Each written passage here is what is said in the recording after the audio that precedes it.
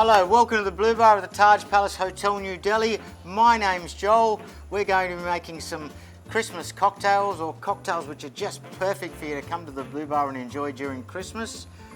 So Joel, where are we? We've changed our setting. We've just come to the end of the Blue Bar. Now, as you can see, I've got a couple of hot plates here, which is where I normally make the mulled wine and the hot cocktails. However, it's beautiful outside, so we're going to go and make some mulled wine for you outside in the beautiful sunshine of Delhi. Join us there. So Joel, we've changed our setting. Where are we now? We've just magically appeared in a split second to be outside. And as you can see, we've got the beautiful pool in the background. It's a great setting. It looks like the perfect place to make and drink some mulled wine. Mulled wine, my favorite. Excellent. Okay, so firstly, one of the key ingredients of mulled wine is obviously the spices. So first, I'll take some black pepper. Should I put it all in? Yep, just drop it all in. And how much is that? I normally like to use about 15 to 20 pieces of black pepper. Yep. Now I've got some cinnamon. The best part.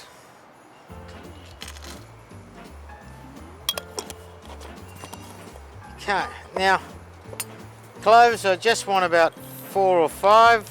Oh, not too many. It's they're quite intense in flavour.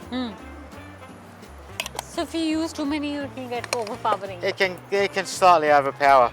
Now another one that I want to be really light on is star anise. So normally I'll just take 1 to 2 wings of star anise. Oh, that's it? That's it. Normally, not more? Look, if you love star anise, then add a bit extra, but it can quickly become too overpowering. Okay. Now, one thing that you need lots of in mulled wine is nutmeg. Now, I'll normally grate in nutmeg here. So we grate in a whole nutmeg. And this is one of the most wonderful parts of mulled wine, the beautiful flavour of the nutmeg. I'm not going to grate a whole nutmeg because I already did it earlier. Oh, that's an entire nutmeg? That's one whole nutmeg. Okay. One of my favourite flavours. Yum. Now, as we're going to be doing a whole bottle of wine, which is 5 glasses, I normally, per 150 mils of wine, I normally like to add about 30 mils of orange juice. So I've already freshly squeezed that earlier. We've got 150 mils of orange juice there. That's freshly squeezed orange juice? Yes. And then I'm going to do 2 twists of orange. And I'll just cut away the pith so we get the nice juices and oils from the skin, but not the bitterness.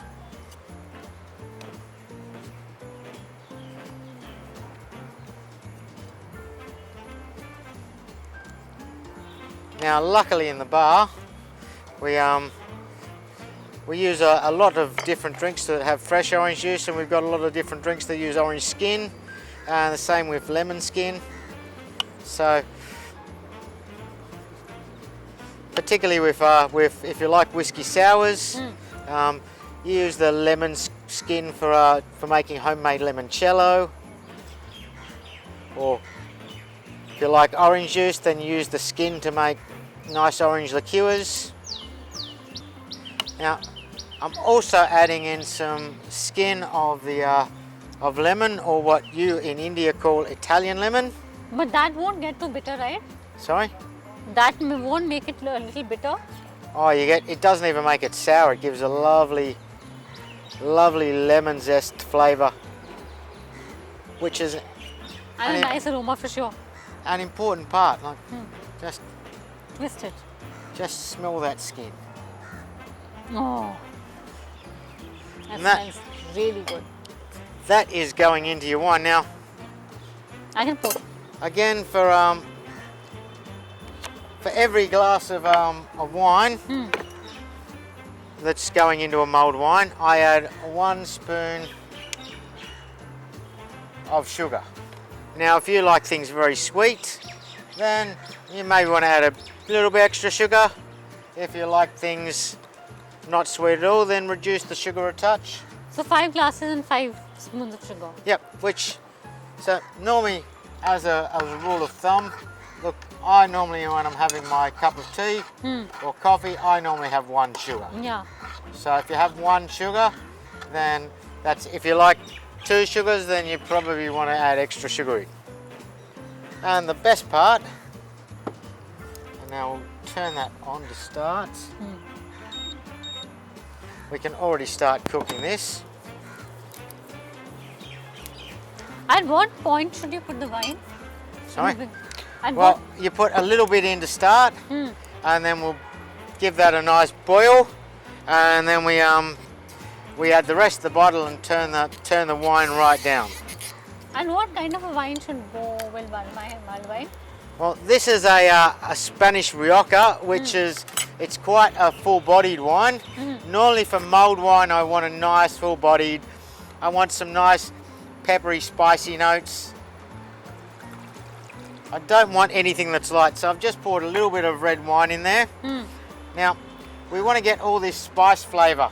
All mixed it all. Oils and everything in. So we'll turn this up to a temperature that's between medium high. We'll bring this to the boil so we get all those flavours. Now, the first thing that's going to burn is the alcohol. Of course. The first thing that's actually going to start to boil is the alcohol. So we don't want to put too much red wine in because of it. It'll just go away. Yeah, look, I want the alcohol from the red wine. I don't want to be drinking a mocktail. No, not at all. We want the real stuff. So yes, But in Indian wine, what can we use if not like you use the Spanish one, right? something like a Shiraz Cabernet or a Shiraz, something that's nice and full-bodied. You don't want anything like a Pinot Noir or fruity Merlot. Oh, I can smell. I can see the wine. So now this is just starting to boil now. So we'll let it Boil it a little We'll more. let it boil for a minute or two Got it. and just smell that. Oh, Now this is basically where the main part of the flavour other than the wine is. Basically, all we're going to do then once we have the wine is we're just going to slowly heat it up. slowly, not so too we much. I'll just turn this right down now. And we can like slowly, like pour the entire Yep, bottle. pour the whole bottle in.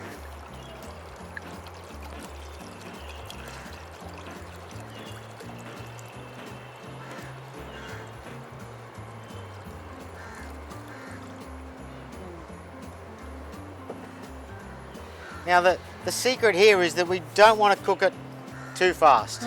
If we cook it too fast, we're burning alcohol. The idea is to cook it slowly. Cook it slowly. So And how long should it ideally be cooking? look, at the bar here, the whole process normally takes about 20 minutes. Okay. So Do we need to stir it in the middle?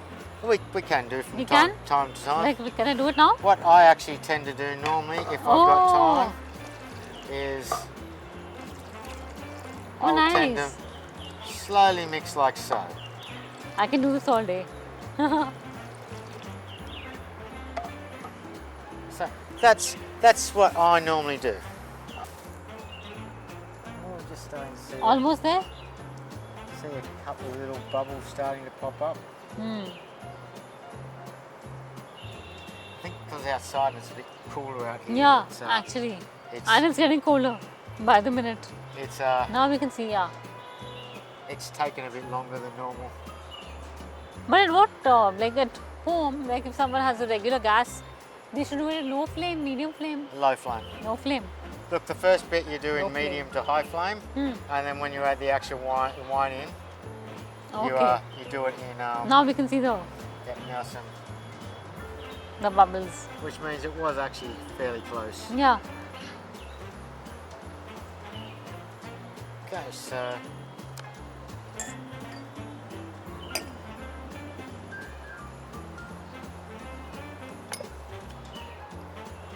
so now we'll just take a tea strainer.